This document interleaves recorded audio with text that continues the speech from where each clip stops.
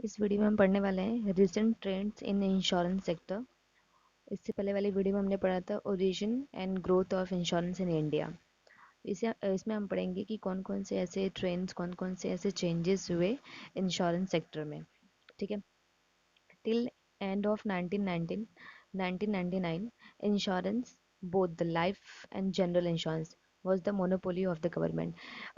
1919 तक क्या था कि जो भी मतलब जो जनरल इंश्योरेंस है और लाइफ इंश्योरेंस है, ठीक है। लाइफ इंश्योरेंस क्या होती है, अलग होती है, वो सिर्फ लाइफ से रिलेटेड होती है। और जनरल इंश्योरेंस मतलब क्या होता है, इसमें सारी चीज़ें आती हैं, व्हीकल्स, प्रॉपर्टी, वो क्या होता है जनरल इंश्योरेंस। तो ये दोनों इंश्योरेंस की मोनोपोली किसकी थी, गवर्नमेंट की थी। मतलब इंश्योरेंस सेक्टर और इंश्योरेंस इंडस्ट्री कौन रेगुलेट करता था, कौन चलाता था, गवर्नमेंट ही चलाती थी। कब तक, टिल 1999 तक। उसके बाद क्या हुआ, two state run insurance company, ठीक है, namely life insurance corporation, LIC, जैसे कि हम जानते हैं LIC, and general insurance corporation, GIC, were the provider of the insurance in India. जो LIC कंपनी थी वो, और सेकंड कंपनी कौन कौन सी थी, जनरल इंश्योरेंस कॉरपोरेशन, जिसे हम बोलते हैं GIC। ठीक है, ये दो ऐसी कंपनी थी जो इंश्योरेंस प्रोवाइड करती थी इंडिया में। Okay. Under the GIC there were four subsidiaries. ठीक है। The important trends in insurance sectors, अभी हम पढ़ेंगे। पहले तो हमने ये इंट्रोडक्शन लिखना है एग्जाम में कि 1999 तक कौन इंश्योरेंस सेक्टर को चलाता था, किसका मोनोपोली था, गवर्नमेंट का था। उसके बाद उसके बाद प्राइवेट सेक्टर्स वगैरह एंट्री करती हैं इंश्योरेंस सेक्टर में। ठीक है। तो अभी हम पढ़ेंगे कि कौन कौन से इंपॉर्टेंट सेक्टर है और कौन कौन से इंपॉर्टेंट चेंजेस हुए इंश्योरेंस सेक्टर में। ठीक है। The important trends in insurance sectors are, अभी इंश्योरेंस सेक्टर में कौन कौन से चेंजेस हुए वो हम पढ़ेंगे। फर्स्ट क्या है, opening up of insurance sector. तो सीधी सी बात है, अगर चेंजेस हुआ तो मतलब क्या कि उस सेक्टर के ब्रांचेस बढ़ रहे हैं, नए नए कंपनीज एंटर कर रहे हैं इंश्योरेंस सेक्टर में, राइट, वही हम पढ़ने वाले हैं। तो क्या लिखा है, opening up of insurance sector. इसमें क्या लिखा है इन लोगों ने, insurance sector has been opened up for competition from Indian private insurance. ठीक है। देखो कहने का क्या मतलब है कि जो इंश्योरेंस सेक्टर, जब तक किसी सेक्टर में कंपटीशन नाम की चीज़ नहीं आएगी तो वो सेक्टर डेवलप नहीं कर पाता। ये तो सीधी सी बात है इकोनॉमिक में। तो अगर नए नए ब्रांचेस आएंगे, नए नए प्राइवेट सेक्टर जो हैं वो इंश्योरेंस सेक्टर में एंट्री करेंगे तो कंपटीशन बढ़ेगा ही। तो कंपटीशन बढ़ने की वजह से क्या होता है कि जो क्वालिटी होती है ना सर्विसेज देने की, वो भी अच्छी हो जाती है, राइट। तो ये फर्स्ट ट्रेंड है private insurance companies with the enactment of the Insurance Regulatory and Development Authority Act 1999, IRD Act। जैसे कि हमें पता है इंश्योरेंस कंपनी को रेगुलेट कौन करता है, IRDA, जिसे हम बोलते हैं insurance regulatory development authority act. ठीक है। ये ऐसी कंपनी होती है, अथॉरिटी होती है जो इंश्योरेंस सेक्टर को प्रोटेक्ट करती है और रेगुलेट करती है। मतलब रेगुलेट करने का मतलब क्या होता है कि वो लोगों को, जो लोग जो है उनके इंटरेस्ट को बनाए रखना है इंश्योरेंस सेक्टर में, राइट। इसकी बहुत सारी ड्यूटी होती है जो हम नेक्स्ट वीडियो में पढ़ेंगे। As per the provision of IRD act 1999, insurance regulatory and development authority was established on 19 April 2000। ठीक है, ये डेटा याद रखना है कि IRDA एक्ट जो है 1999 वो कब स्टैब्लिश हुआ था, 19 अप्रैल 2000। ठीक है। Its role is to protect the interest of the holders. ठीक है, जो अभी भी मैंने बताया कि मेन रोल जो होता है ना IRDA एक्ट का, वो क्या करता है कि इंश्योरेंस सेक्टर को रेगुलेट करता है। उसका मेन एम क्या होता है कि वो प्रोटेक्ट करे इंटरेस्ट ऑफ द होल्डर्स। मतलब जो इंश्योरेंस कंपनी में पॉलिसी वगैरह लेते हैं, जो कॉन्ट्रैक्ट लेते हैं, उस होल्डर का इंटरेस्ट प्रोटेक्ट करके रखना। ठीक है। And to regulate the promote ensure or orderly growth of the insurance industry। ठीक है। अब ऑर्डर देता है इंश्योरेंस इंडस्ट्री को, क्यों, क्योंकि इंश्योरेंस सेक्टर डेवलप करे, ग्रोथ करे, राइट। देखो जब तक कोई हेड नहीं होगा, कोई रेगुलेट नहीं करेगा, कोई गाइडलाइंस नहीं देगा, तो कोई भी इंडस्ट्री जो है वो डेवलप नहीं कर पाएगी, राइट। तो IRDA एक अथॉरिटी है जो इंश्योरेंस सेक्टर को रेगुलेट करती है। ठीक है। तो ये फर्स्ट चेंजेस हुआ था इंश्योरेंस सेक्टर में, क्योंकि हमने पढ़ा था कि सबसे पहले इंश्योरेंस सेक्टर जो है वो कौन रेगुलेट करता था और किसका मोनोपोली था, सिर्फ और सिर्फ गवर्नमेंट का था। ठीक है। तो आईआरडीए का मेन हेडक्वार्टर कहाँ पे है? हैदराबाद में। ठीक है। Restructuring of GIC. In December 2000, the GIC subsidiaries were restructured as the independent insurance company. देखो, तो दिसंबर 2000 में क्या हुआ कि जो जीआईसी है, जनरल इंश्योरेंस कॉरपोरेशन है। जीआईसी का मतलब क्या होता है कि ऐसा इंश्योरेंस जो लाइफ को छोड़ के, जैसे कि मोटर इंश्योरेंस हो गया, क्रॉप इंश्योरेंस हो गया, हेल्थ इंश्योरेंस हो गया, राइट। जो लाइफ से हट के जो इंश्योरेंस सारे होते हैं ना, उसे हम बोलते हैं जीआईसी। तो इन दिसंबर 2000 में क्या हुआ कि जीआईसी की जो सब्सिडीज थी, फोर ऐसी कंपनी थी जो जीआईसी को सब्सिडीज करती थी। उस कंपनी में कुछ चेंजेस आए जो हम पढ़ेंगे अभी। और दिसंबर में क्या हुआ कि इंडिपेंडेंट इंश्योरेंस कंपनी, मतलब अब जीआईसी को इंडिपेंडेंट होना है। ठीक है, किसी पे डिपेंड नहीं रहना है। एट द सेम टाइम उसी समय क्या हुआ था कि GIC was converted into the national री इंश्योरर। और उसी समय क्या हुआ था कि जो जीआईसी है, जनरल इंश्योरेंस कॉरपोरेशन है, वो किस में कन्वर्ट हो गई थी? नेशनल रे इंश्योरर में। ठीक है। अब नेशनल में कन्वर्ट होने का मतलब क्या है? जिसमें कि कुछ फॉरेन कंपनी और कुछ इंडियन कंपनी एक दूसरे के साथ मर्ज कर रही थी, राइट, जीआईसी में। इन जुलाई 2000 पार्लियामेंट पास। अब जुलाई 2002 में क्या हुआ था कि पार्लियामेंट पास अ बिल, पार्लियामेंट ने एक बिल पास किया जिसमें ये पास किया उन्होंने कि जीआईसी में जो सब्सिडीज कंपनीज थी फोर, उसको क्या किया जाए? Delinking the four subsidies from GIC. मतलब जीआईसी से वो सारी फोर कंपनी का कनेक्शन हटा दिया जाए, राइट, वहां से हटा दिया जाए। क्यों? क्योंकि अभी जीआईसी को क्या बनाना है? इंडिपेंडेंट बनाना है, सो दैट जीआईसी किसी पे डिपेंड ना रहे। ठीक है, जनरल इंश्योरेंस कॉरपोरेशन। तो ये एक चेंजेस हुआ इंश्योरेंस कंपनी में जो भी बेनिफिशियल है इकोनॉमी के लिए। थर्ड चेंजेस क्या हुए इंश्योरेंस सेक्टर में? FDI in insurance sector. अब foreign direct investment in insurance sector. अब देखो, अगर इंश्योरेंस सेक्टर में फॉरेन डायरेक्ट इन्वेस्टमेंट होगा, राइट, तो उससे क्या होगा कि बहुत सारे चेंजेस आएंगे, बहुत सारी टेक्नोलॉजी आएगी और बहुत सारे इन्वेस्टमेंट होंगे इंश्योरेंस सेक्टर में, जो बहुत ही ज़रूरी है इकोनॉमी की ग्रोथ एंड डेवलपमेंट के लिए, प्लस इंश्योरेंस सेक्टर के डेवलपमेंट के लिए भी ज़रूरी है। ठीक है, तो वो भी चेंजेस आए भी पड़ेंगे कि हम क्या लिखा है इसमें। The foreign companies are allowed to enter the insurance industry with some limit on direct foreign ownership. ठीक है, जो फॉरेन कंपनी है उनको अलाउ किया गया है कि वो हमारे इंडियन कंपनी के जो इंश्योरेंस सेक्टर है उसमें इन्वेस्टमेंट कर सकते हैं, बट कुछ लिमिट रहेगी। ठीक है, गवर्नमेंट कुछ टर्म्स एंड कंडीशन देती है, कुछ लिमिट देती है। Okay. Foreign investment was allowed only up to 6% holding in the Indian insurance company. ठीक है, देखो बहुत ही सीधी सी बात लिखी है कि जो फॉरेन इन्वेस्टमेंट करेगी, मतलब जो फॉरेन इंश्योरेंस सेक्टर कंपनी जो इंडियन इंश्योरेंस सेक्टर कंपनी में इन्वेस्टमेंट करेगी, वो सिर्फ कितना रहेगा? 26% ही ओनरशिप ले पाएगी। वो कंपनी सिर्फ 26% ही होल्ड कर पाएगी। ठीक है, और the F D I in the insurance sector was raise to 49% in 2015।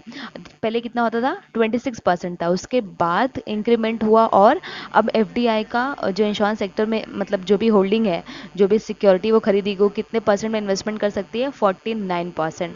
ठीक है, अब जो एफडीआई है, फॉरेन डायरेक्ट इन्वेस्टमेंट है, वो इंश्योरेंस सेक्टर में 49% इन्वेस्टमेंट कर सकती है। अब सबको पता होगा कि इन्वेस्टमेंट करने का मतलब क्या होता है, कि ओनरशिप हो जाती है उन लोगों की। ठीक है, अगर मैंने किसी कंपनी में इन्वेस्टमेंट किया तो मेरी ओनरशिप हो जाएगी उस कंपनी को लेकर। ठीक है, थोड़ा डिसीजन मैं भी ले पाऊंगी। इन 2015 में the government is considering 100% of FDI in the insurance intermediates which include insurance broking, third party administrator, surveyor's and loss assessors. ठीक है, अभी गवर्नमेंट क्या सोच रही है कि कंसिडर कर रही है कि अभी एफडीआई का 100% होना चाहिए इन्वेस्टमेंट इंश्योरेंस सेक्टर में। ठीक है, insurance in insurance intermediaries, okay, which include the, अब इंटरमीडियरीज जो होते हैं इंश्योरेंस सेक्टर में, उसमें 100% एफडीआई होनी चाहिए। अब वो इंटरमीडियरीज कौन कौन है? ठीक है, जो ब्रोकरर होते हैं, थर्ड पार्टी एडमिनिस्ट्रेटर होते हैं, ठीक है, और सर्वेयर होते हैं। ये सब में कितना इन्वेस्टमेंट होना चाहिए? 100% होना चाहिए। ओके, तो ये एफडीआई में कुछ चेंजेस हमने पढ़े अभी, कुछ डेटाज हैं, याद रखना उसको एग्जाम टाइम पे। अभी फोर्थ चेंजेस क्या हुए हैं इंश्योरेंस सेक्टर में? New एंट्रेंट in the insurance sector. अब नई नई कुछ एंट्री हुई है इंश्योरेंस सेक्टर में, मतलब नई नई कुछ कंपनीज आई हैं इंश्योरेंस सेक्टर में। तो उससे क्या होता है कि जितने ज़्यादा कंपनीज आती हैं उतनी ज़्यादा वैरायटी बढ़ती है इंश्योरेंस सेक्टर में, प्लस इंश्योरेंस सेक्टर का क्या होता है, ग्रोथ भी होता है, डेवलपमेंट भी होता है। ठीक है। तो ये इसमें पढ़ेंगे हम कि कौन कौन सी कंपनी आई है और कौन कौन से चेंजेस हुए हैं। देखो, since the opening up of the insurance sector, the number of participant in the sector has gone up from 7 insurer। ठीक है, अभी 7 इंश्योरर कंपनी है, कितनी, एल आई सी है, 4 पब्लिक सेक्टर जनरल इंश्योरर है, 1 specialised insurer, and the G I C as the national reinsurer. ठीक है, ये सब नाम दिया हुआ है जो आप लोग रीड कर लेना। In the year 2000 to 57 insurer in the 2017। अब ये सब 2000 की बात है, 7 इंश्योरर थे, अभी 57 हो गए हैं, बढ़ गए हैं कंपनीज। 2017 की डेटा है ये। Operating in the life, non life and the री इंश्योरेंस सेगमेंट। ठीक है। अब नॉन लाइफ और मतलब लाइफ इंश्योरेंस और नॉन लाइफ, लाइफ इंश्योरेंस मतलब क्या, एल आई सी, और नॉन लाइफ मतलब जी आई सी। ठीक है, इसमें बहुत सारे चेंजेस हुए, बहुत सारे सेगमेंट हुए, मतलब बहुत सारे सेगमेंट का मतलब क्या होता है कि अलग अलग पार्ट, अलग अलग एडमिनिस्ट्रेटर, अलग अलग कंपनी। ठीक है।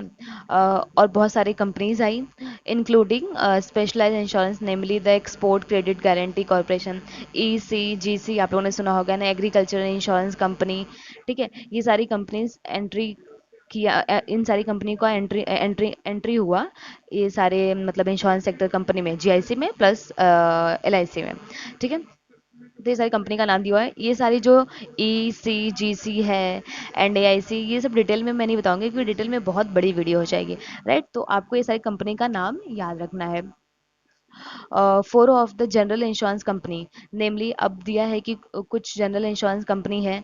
ठीक है, namely star health and the alliance insurance company, Apollo, Munich health insurance company. ठीक है, ये सब नाम दिया हुआ है इंश्योरेंस कंपनी का। मतलब इन शॉर्ट कहने का क्या मतलब है कि नेम सजेस्ट कर रहा है कि new entrance in the insurance sector. ये जो है इंश्योरेंस सेक्टर में, एल आई सी में प्लस जी आई सी में बहुत सारी कंपनीज और सेगमेंटेशन हुआ, बहुत सारे चेंजेस आए। पहले इतना नहीं था, पहले क्या था, सिर्फ जीआईसी था और एलआईसी था, बट अभी एलआईसी और जीआईसी के अंदर भी बहुत सारी कंपनीज आई। ठीक है, वो पढ़ना आप लोग। फिफ्थ क्या है, ग्रोथ ऑफ लाइफ इंश्योरेंस। अभी पढ़ेंगे फिफ्थ ट्रेंड्स क्या है, ग्रोथ ऑफ लाइफ इंश्योरेंस, मतलब लाइफ इंश्योरेंस जो है, एलआईसी जो है, उसमें कितनी ग्रोथ हुई। ठीक है, ग्रोथ और डेवलपमेंट में डिफरेंट होता है। ठीक है, ग्लो डिफरेंस होता है, मतलब ग्रोथ मतलब क्या कि उसकी क्वांटिटी बढ़ी, राइट, और डेवलपमेंट मतलब क्या होता है, क्वालिटी बढ़ी, मतलब सर्विस देने की क्वालिटी बढ़ी, उसे हम बोलते हैं डेवलपमेंट। तो ग्रोथ हुआ, ग्रोथ ऑफ लाइफ इंश्योरेंस मतलब लाइफ इंश्योरेंस की बहुत सारी क्वांटिटी बढ़ी, बहुत सारे स्कीम्स आए होंगे, राइट, वो हम पढ़ेंगे अभी। Growth of life insurance, the post liberalization period has witnessed tremendous growth in the insurance industry। ऐसा कहने का मतलब है कि लिबरलाइजेशन के बाद बहुत ही ज़्यादा ट्रमेंडियस, मतलब क्या, बहुत ही ज़्यादा और फास्ट ग्रोथ हुआ इंश्योरेंस सेक्टर में, क्योंकि लिबरलाइजेशन हो गया तो सारी कंपनी क्या हो गई, लिबरल हो गई। ठीक है, फ्रीडम मिल गया, तो ग्रोथ बहुत ज़्यादा हुआ लाइफ इंश्योरेंस में। More particularly in the life segment, क्या बोला है, more particularly in in the life segment, मतलब कहने का है कि सबसे ज़्यादा ग्रोथ किस में हुआ, लाइफ सेगमेंट में, क्योंकि पॉइंट ही है growth of life insurance. The first year premium which is measure of new business secured. The first year premium, इसका मतलब क्या होता है कि जब इंश्योरेंस कंपनी जब फर्स्ट ईयर का प्रीमियम कलेक्ट कर लेती है तो एक न्यू बिजनेस होता है। न्यू बिजनेस सिक्योर होने का क्या मतलब होता है इंश्योरेंस सेक्टर में कि premium earn from new policy. New business का मतलब क्या होता है कि जो इंश्योरेंस कंपनी है वो प्रीमियम अर्न करेगी नई पॉलिसी से, मतलब और लोग भी इंश्योरेंस सेक्टर में पॉलिसी लेंगे और इंश्योरेंस सेक्टर में जुड़ेंगे, तो इससे क्या होगा कि और प्रीमियम बढ़ेगा और नया बिजनेस स्टार्ट होगा। तो ये सिक्योर हो जाता है। Under written by the life insurers has made substantial growth. देखो, अंडर रिटेन का मतलब क्या होता है कि ऐसी कंपनी जो आपका लॉस और जो भी नेचुरल कैलेमिटी की वजह से लॉस होते हैं या फिर कुछ भी होता है, वो सारी चीज़ें एक्सेप्ट करती है। ठीक है, उसे हम क्या बोलते हैं, और वो गारंटी देती है कि वो पेमेंट करेगी, उसे हम बोलते हैं अंडर रिटर्न। तो अंडर रिटर्न कौन करता है, इंश्योरेंस कंपनी ही करती है, पॉलिसी दे के आपको प्रीमियम भरना पड़ता है। तो under return by the life insurer has made substantial progress. तो इस सारी चीज़ों की वजह से बहुत ही ज़्यादा प्रोग्रेस हुए हैं लाइफ इंश्योरेंस सेक्टर में। ठीक है, 6.1 क्या है? Growth of non life insurance. ठीक है, इससे पहले हमने पढ़ा ग्रोथ ऑफ लाइफ इंश्योरेंस। अभी हम पढ़ेंगे growth of non life insurance. मतलब जीआईसी में क्या क्या ग्रोथ हुए। ठीक है, क्या है? The non life insurance segment is also growing since the introduction of liberalisation. ठीक है, लिबरलाइजेशन होने की वजह से जो नॉन लाइफ इंश्योरेंस सेक्टर है उसमें भी बहुत सारे चेंजेस हुए, बहुत सारे ग्रोथ हुए। The total amount of premium under return with in India by non life insurance. ठीक है, टोटल प्रीमियम अंडर राइट हुए with in India by non life insurance excluding specialized institutional like ECGC and ACC। ठीक है, इन सबको हटा के जो भी प्रीमियम नॉन लाइफ इंश्योरेंस से हुए वो अंडर रिटर्न हुए। और क्या है? हैज़ राइजन रैपिडली, बहुत ही जल्दी से ये ग्रोथ हुआ नॉन लाइफ इंश्योरेंस में। Two of the fastest growing segment are motor vehicles and health. ठीक है, देखो सबसे पहली बात इन लोगों ने क्या बताई है कि नॉन लाइफ इंश्योरेंस सेक्टर में बहुत ज़्यादा ग्रोथ हुआ है, बट किसको हटा के? ईसी, जीसी एंड एसीसी, जो हमने अभी पढ़ा था। ठीक है, जो नई एंट्री हुई थी कंपनीज की, तो ये दोनों कंपनी जो है इनको हटा के बहुत ही ज़्यादा प्रीमियम में इंक्रीमेंट होने का मतलब क्या होता है कि लोग इंश्योरेंस की जो स्कीम है वो ज़्यादा ले रहे हैं। ठीक है, ये मतलब होता है। तो क्या बोला है? To of the fastest growing segment क्या हुआ था? सेगमेंट मतलब क्या? अलग अलग पार्ट होता है, राइट? अलग अलग स्कीम होती है, जैसे कि मोटर व्हीकल्स एंड हेल्थ, ये सेगमेंट हुआ। ठीक है, तो क्या बोला? सबसे ज़्यादा मोटर व्हीकल्स और हेल्थ में सबसे ज़्यादा इंक्रीमेंट हुआ, सबसे ज़्यादा ये इसमें ग्रोथ हुआ प्रीमियम में, क्योंकि इसकी जो चीज़ें हैं, जो स्कीम्स है वो ज़्यादा बिकी। ठीक है, तो ये होता है growth of non life insurance. अभी क्या है? Seventh, insurance penetration and density. देखो, इंश्योरेंस पेनिट्रेशन एंड डेंसिटी, इसका मतलब क्या होता है? पहले हेडिंग का मतलब समझो। इंश्योरेंस पेनिट्रेशन का मतलब क्या होता है कि प्रीमियम, राइट? डेंसिटी मतलब कि जो प्रीमियम है उसकी डेंसिटी कितनी है, मतलब कितना प्रीमियम ज़्यादा है। वो प्रीमियम कैसे हम लोग मेजरमेंट करेंगे? डॉलर से, राइट? अगर मतलब कंट्री से कंपेयर करेंगे डॉलर में, राइट? फिर उसके बाद अगर हमारा प्रीमियम जो है, हमारी डेंसिटी जो है ज़्यादा है, तो मतलब हमारी जो इंश्योरेंस सेक्टर है वो डेवलप कर रही है। ठीक है, ये हेडिंग का मतलब हुआ इंश्योरेंस पेनिट्रेशन एंड डेंसिटी। अभी पढ़ेंगे हम कि क्या लिखा है।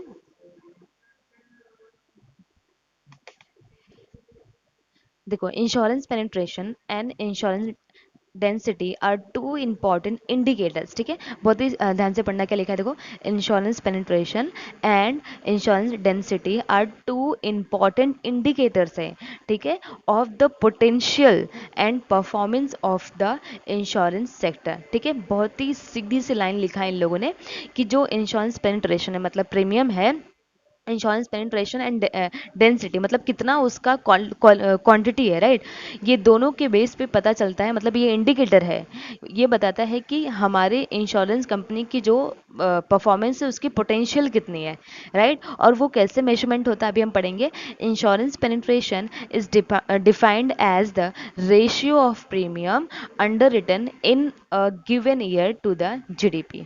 ठीक है, जीडीपी से कंपेयर करेंगे कि कितना इसका रेशियो हुआ है, मतलब हमारा प्रीमियम जो है, राइट, वो कितना बढ़ा है, और वो डॉलर में मेजरमेंट होता है। The insurance penetration was 2.3, life 1.8 था, और नॉन लाइफ कितना था? 0.7 था इन 2000 की डेटा है ये। और it has risen to 3.9, life में 3.1 था और नॉन लाइफ में कितना था? 0.8 था इन 2013 की डेटा है। मतलब बढ़ते गए ना, पहले देखो 2.3 था, अभी 3.9 हो गया। ठीक है, बट डिक्लाइनिंग टू 2.72, लाइफ में इतना कम हो गया, और 0.77 नॉन लाइफ में इतना कम हुआ, एंड द टोटल ऑफ 3.49। ठीक है, अभी मतलब ये सारी डेटा दी हुई है कि इंश्योरेंस पेनिट्रेशन एंड डेंसिटी कितनी है, मतलब कितना प्रीमियम आ रहा है, कितना प्रीमियम बढ़ रहा है और कितना डिक्लाइन हो रहा है। ठीक है, तो ये डेटा दी हुई है, ये इससे ही पता चलता है कि इंश्योरेंस कंपनी कितना ग्रोथ कर रही है और कितना डेवलपमेंट कर रही है। प्रीमियम मतलब पेनिट्रेशन एंड डेंसिटी से पता चलता है कि डेंसिटी का मतलब कितना क्या होता है कि कितने लोग इसमें इंटरेस्टेड हैं और कितना ज़्यादा स्कीम जा रहा है। ठीक है, वो डॉलर में मेजरमेंट करते हैं। देखो यहाँ पे दिया हुआ है, थोड़ा सा पढ़ लेते हैं हम। Insurance density is defined as the ratio of the premium under return in the given year to the total population. ठीक है, बहुत ही सीधी लाइन लिखा है कि इंश्योरेंस डेंसिटी क्या होती है, ये रेशियो ऑफ प्रीमियम होता है under return given year to the total population. मतलब जितनी पॉपुलेशन है उसके बेस पे ये क्या होता है, डिफाइंड होता है। It is the measured in US dollar. ठीक है, जो मैंने अभी बताया किस में मेजर होता है, डॉलर में मेजर होता है, for convenience of the comparison. ठीक है, क्यों ऐसा होता है, convenience of the comparison, so that हम लोग कंपेरिजन कर सके, कंपेयर कर सके एक कंट्री से दूसरी कंट्री में कि कितना ग्रोथ हुआ, कितना डेवलपमेंट हुआ इंश्योरेंस सेक्टर में। ठीक है, ओके, यहाँ पे कुछ एग्जाम्पल दिए हुए हैं। 8.1 पढ़ेंगे हम। Consumer grievance redressal cell. देखो अब consumer grievance and redressal cell क्या होता है, इसका मतलब समझ लो। ग्रीवेंस मतलब क्या होता है, कंप्लेंट्स, राइट। रेडरेसल सेल मतलब जो कस्टमर की कंप्लेंट्स होगी, जो भी उनकी मतलब बोलते हैं ना, जो भी उनकी शिकायत होगी स्कीम से लेके, इंश्योरेंस सेक्टर से लेके, उनकी सर्विसेज से लेके, उसको कैसे सेटल डाउन करेंगे वो हम पढ़ेंगे। ठीक है, देखो the consumer grievance redressal grievance and redressal cell of the IRDA looks into the complaints from the policy holders। ठीक है, ये एक ऐसा कंपनी अथॉरिटी होता है of the IRDA, insurance regulatory development authority. ठीक है, ये ऐसी एक अथॉरिटी होती है जो देखती है कि कितने कंप्लेंट्स है पॉलिसी होल्डर के, जो भी कस्टमर होते हैं, कंज्यूमर होते हैं जो पॉलिसी को लेते हैं, उनको कितनी कंप्लेंट्स है, क्या प्रॉब्लम है, वो सेटल डाउन करता है IRDA through consumer grievance redressal cell. Complaints against life and the non life insurer are. अभी हम पढ़ेंगे complaints against life and non life, मतलब LIC और GIC से रिलेटेड क्या क्या होती है वो हम पढ़ेंगे। देखो, आर हैंडल सेपरेटली। ठीक है, जो अगर लाइफ से रिलेटेड होगा, लाइफ से रिलेटेड होगा कोई भी कंप्लेन, तो उसको सेपरेटली हैंडल करेगी IRDA, that is consumer grievance redressal cell. अगर नॉन लाइफ से रिलेटेड होगी तो वो सेपरेटली हैंडल करेगी, मतलब एक साथ नहीं, दोनों अलग अलग पॉलिसी है तो उसकी कंप्लेंट्स भी अलग अलग होगी।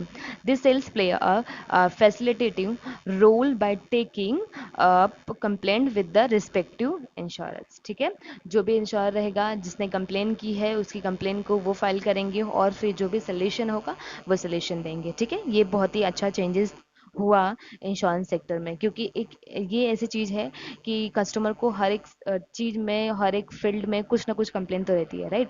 तो मतलब अगर सर्विसेज अच्छी नहीं है तो कंप्लेन तो होगी ही। तो इसको सेटल करने के लिए कुछ तो होना चाहिए, कुछ तो अथॉरिटी होनी चाहिए।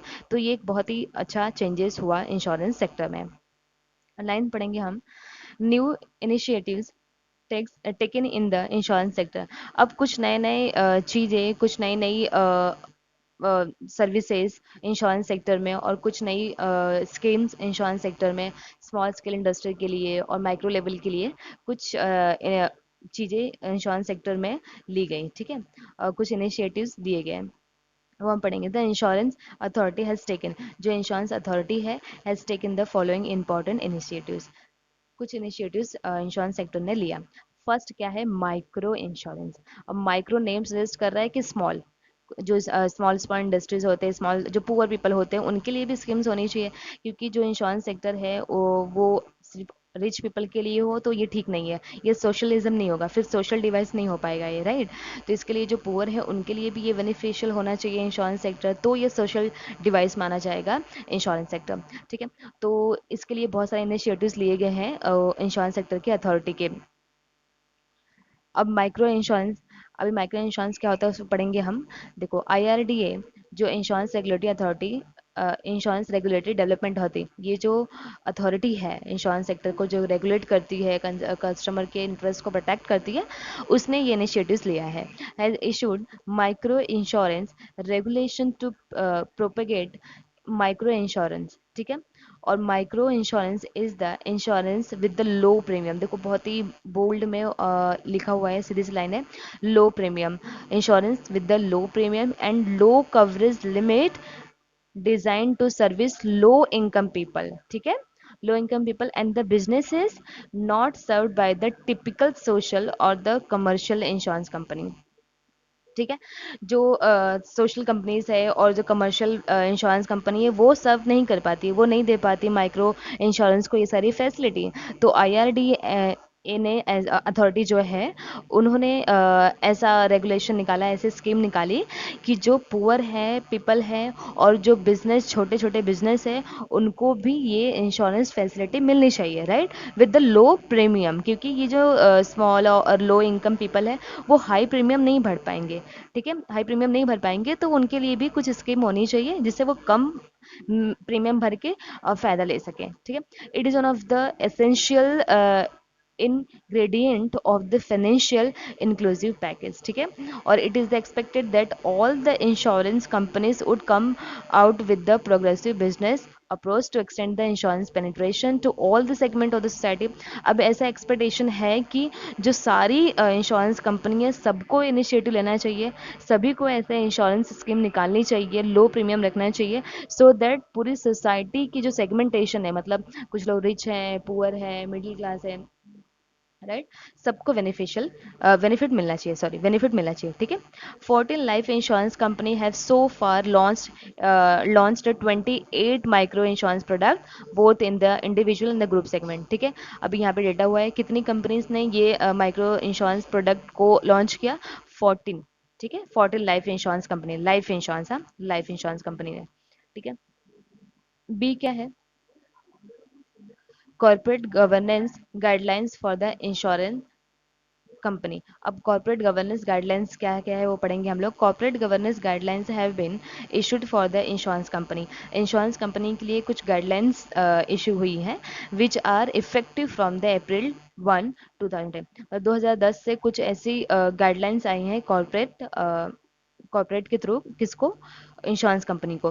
The objective of the guidelines is to ensure that the structure, responsibility and the function of the board of director and the senior management of the company fully recognized the expectation of all the stakeholder as well as those of the regulator। ठीक है, देखो ये guidelines क्यों मतलब guidelines क्यों आई है corporate के through, कि जो भी इस गाइडलाइंस का ऑब्जेक्टिव क्या है कि जो भी रिस्पॉन्सिबिलिटी है, जो भी स्ट्रक्चर है, जो भी फंक्शन है इंश्योरेंस सेक्टर का, वो बहुत ही इफेक्टिवली मैनेजमेंट होना चाहिए। प्लस क्या बोला है यहाँ पे देखो, बोर्ड ऑफ डायरेक्टर जो होते हैं and the senior management of the company fully recognised the expectation of all. मतलब जो भी stakeholder as well as दो रेगुलेट करते हैं, राइट, जो रेगुलेटर है इंश्योरेंस सेक्टर में, उनकी एक्सपेक्टेशन को फुल्ली रिकग्नाइज करना चाहिए बोर्ड ऑफ डायरेक्टर को और सीनियर मैनेजर को। मतलब ध्यान रखना चाहिए, क्योंकि स्टेक होल्डर ऐसे होल्डर होते हैं जो इंश्योरेंस सेक्टर में क्या किए रहते हैं, इन्वेस्टमेंट किए रहते हैं, राइट। तो उनकी एक्सपेक्टेशन को ध्यान रखना और उनके इंटरेस्ट को बनाए रखना, प्रोटेक्ट रखना, ये रिस्पॉन्सिबिलिटी होती है इंश्योरेंस सेक्टर की, राइट, इंश्योरेंस कंपनी की। तो ये सारी गाइडलाइन ये बताती है उन लोगों को। ठीक है, तो ये बहुत ही अच्छे चेंजेस हुए थे, ये न्यू इनिशिएटिव्स में ही है, बी पॉइंट है। अब सी क्या है, गाइडलाइंस ऑन क्रेडिट इंश्योरेंस। अब गाइडलाइंस ऑन क्रेडिट इंश्योरेंस का मतलब क्या होता है। सबसे पहले हम समझेंगे कि क्रेडिट इंश्योरेंस का मतलब क्या होता है।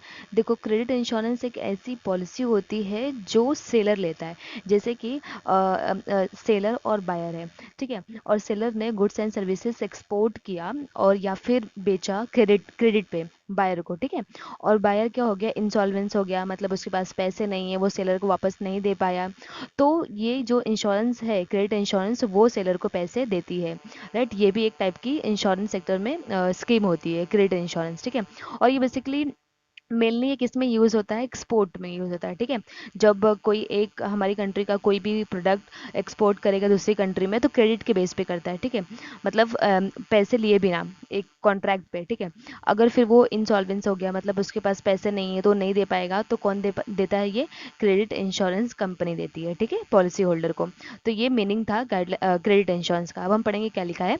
New guidelines on the trade credit insurance have been issued by the IRDA in the December 2010। ठीक है, ये नई गाइडलाइन है जो इशू किया हमारी अथॉरिटी ने, इंश्योरेंस रेगुलेटरी डेवलपमेंट अथॉरिटी ने दिसंबर में 2010 में। ठीक है, it aims to standardise the feature of this product. ठीक है, मेन एम क्या था कि जिसको लॉस हो जा रहा है, बायर सॉरी सेलर को लॉस हो जा रहा है, ठीक है, जो एक्सपोर्ट कर रहा है उसको लॉस हो जा रहा है, तो इस लॉस को कम करने के लिए, रिड्यूस करने के लिए, ख़त्म करने के लिए ये क्रेडिट इंश्योरेंस स्कीम निकाली गई। ठीक है, जिससे कि जो फीचर है ना इस प्रोडक्ट का वो स्टैंडर्डाइज हो जाए, थोड़ा स्टैंडर्ड हो जाए। ठीक है, this guidelines specify the policy holder, और ये स्पेसिफाई करती है कि पॉलिसी होल्डर को necessarily goods and services supply होनी चाहिए, प्लस जो भी लॉस हो गया उसको भी फुलफिल करना चाहिए। ठीक है, तो इंश्योरेंस कंपनी की रिस्पॉन्सिबिलिटी है कि पॉलिसी होल्डर को अगर लॉस हो गया तो वो पैसे दे, फंडिंग करे कौन, insurance sector, that is credit insurance company. ठीक है, तो ये था गाइडलाइंस ऑन क्रेडिट इंश्योरेंस।